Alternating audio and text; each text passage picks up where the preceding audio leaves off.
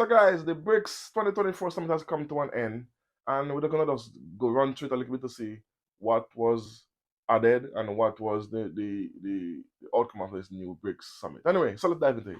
So there was 13. There was no new members in BRICS this year because they put a hold on bringing in permanent members, just a temporary hold until they work some things out. But they did add 13 new partners, not members, partners. So let's dive into who the partners are. Let's put it up right there. So that's it. Algeria, but Belarus, Bolivia, Cuba, Indonesia, Kazakhstan, Malaysia, Nigeria, Thailand, Turkey, Uganda, Uzbekistan, Vietnam. So those are the 13 new countries that involved. So Algeria, let's talk about Algeria a little bit. Algeria is an African country, but I don't know much about them honestly to say dive into it. But I want to talk about four countries specifically: Cuba, Turkey, Uganda, Nigeria. Let's start with Cuba.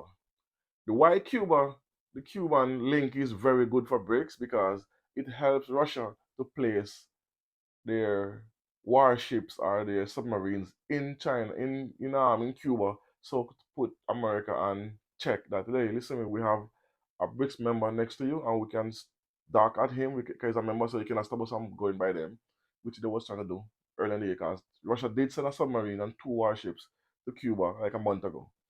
So what did the Cuban country bring to BRICS?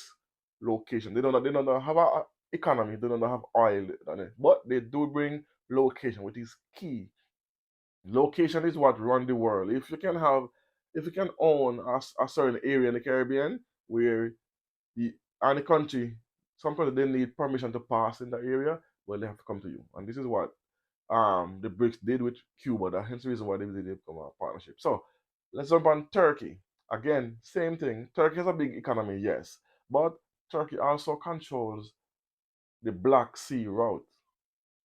So the Black Sea, which is one of the most important routes when it comes down to shipping anything at all globally. The fact that, and keep in mind, Turkey is a member of NATO. They are a NATO country, but they have been having some issues with America for the past couple a year or so. And I think I did a video on this when the Turkish government, the Turkey government had an issue with America trying to destabilize the causing issue in the elections because they have found people like spies who they got captured and said that there was along those lines. I don't want to go into that whole thing again, but that's why they always at odds, and they did not want to, they did not agree with with the they agree with Russia to invade Ukraine. Turkey did. So now because they are now a BRICS partner, they have the Black Sea route, which is going to be opened up to the BRICS members, specifically Russia.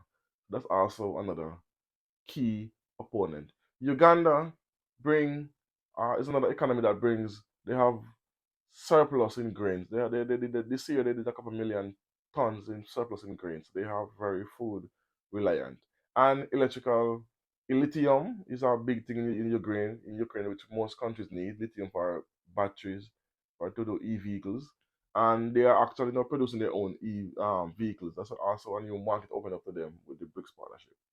Nigeria again is also another huge economy, just like South Africa. And apart from the president Tinubu, a puppet of the French and the Americans, the country itself in a whole, what they bring to BRICS is also a plus. But until they get to that President Tinubu, they're only going to be partners. He cannot be a member because being a member, he could be a spy for the colonizers. So you can be a partner, but you cannot be a member. So that's also I agree with that 100%. So and the currency part, I see other channels are saying that there is a new currency. No, there is not a new currency. There is talks of a new currency. Yes, the central bank of the BRICS is trying to have a new payment system as well, but they're not conversion to want to have a specific currency that every all of them can use yet. It's not in play yet. There's no design for it yet as well either. I don't know why you have other people saying there's a design, there's a currency. Oh no, there isn't.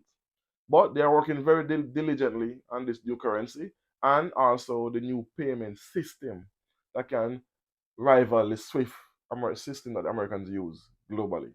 So they want to use that, they want to get that done. But Iran is also pushing for it as well because Iran is heavily sanctioned, just like Zimbabwe, Russia, and other countries. So they cannot use their own currency, or they cannot use the American currency to buy anything. So with this new currency, it will be great. And but what they are doing is there is Russia President Putin did say that they're gonna trade in commodities. So like if you have oil, I have wheat, we can trade. You can give me the equivalent in wheat to oil, or the equivalent to wheat to gold, or grains to commodity. Instead of using cash, they're gonna use their resources to trade with each other. That's also a plus for most countries who cannot use the US dollar because if I want say $10 billion worth of oil, I don't have the US dollar to buy oil from, for instance, let's say Russia or Nigeria. But I have the equivalent in grains, in wheat. For instance, Russia have the most produce the most wheat globally. Or if you want lithium, or you want to trade with gold, that's accepted globally. Oil, gold, wheat is accepted in every country. And they're gonna use their own seeds as well. They want to use the American GMO seed because that's the thing with GMO seeds. When you buy American seeds to plant in the country, it kills out your own local crops. So when they can manipulate or use your country whenever they feel because they are the ones feeding you because if they don't give you the grain, you cannot grow because you already kill out your own seed, so they have to use theirs. Anyway, so that's another story. That's also a plus with this commodity trading. So there's talks. The next BRICS summit will be in Brazil, but the Brazil president will be the next host and the next chair of the BRICS. And the BRICS system I love so much because they, with the BRICS bank, no country has a veto power over the BRICS Bank, like how the Americans have veto power over IMF and World Bank. Anything the Americans say, IMF and the World Bank have to do it. But with the BRICS, it's more democratic.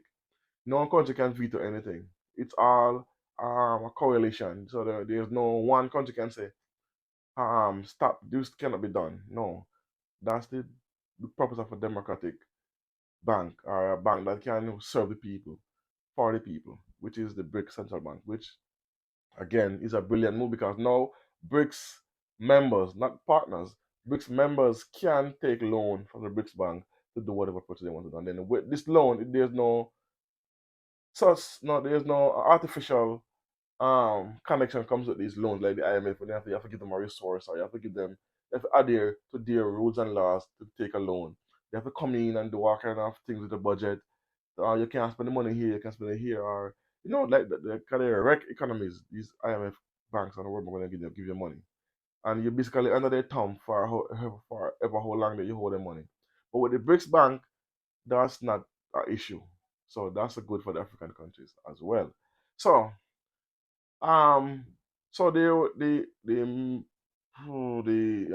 minister of from the minister of Russia, I forget his name, the the Minister of External Affairs, leave a statement. Let me read the statement for you. There's it.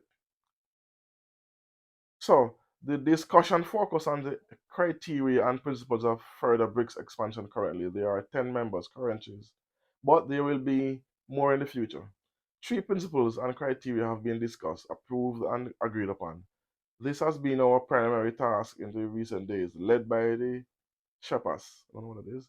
Regarding the list of new members, consultations will begin soon. The Russian presidency will consult with each current member and we will announce the countries. If not, by the end of the year, then next year, and the responsibility will pass to the Brazil presidency. So that shows you who will be the next host and where it will keep next. This is Brazil. So what they're saying is they're gonna go to each member state now and fine comb the criterias that these countries need to have to be a permanent member. Not a partner, like the 13 countries that just added. Those are partners, those are not members. We're gonna have members will be announced soon. So let's see who will be a permanent member because we need to vet these countries who want to be in BRICS because we don't want no conflict when 'cause, we're in the early stages of launching this multipolar system. We need people who are willing to work with others despite our differences. We don't want to have no fight. We want to be strong and united to rival the Western world. So anyway, that's my little overtake on the whole total BRICS situation and with the new members, new partner members. Let me know what you think. Do you agree, disagree? What's happening with BRICS and what's going on with the currency and the commodity trading and stuff like that. Let me know what you think about it in the comment section. Boom.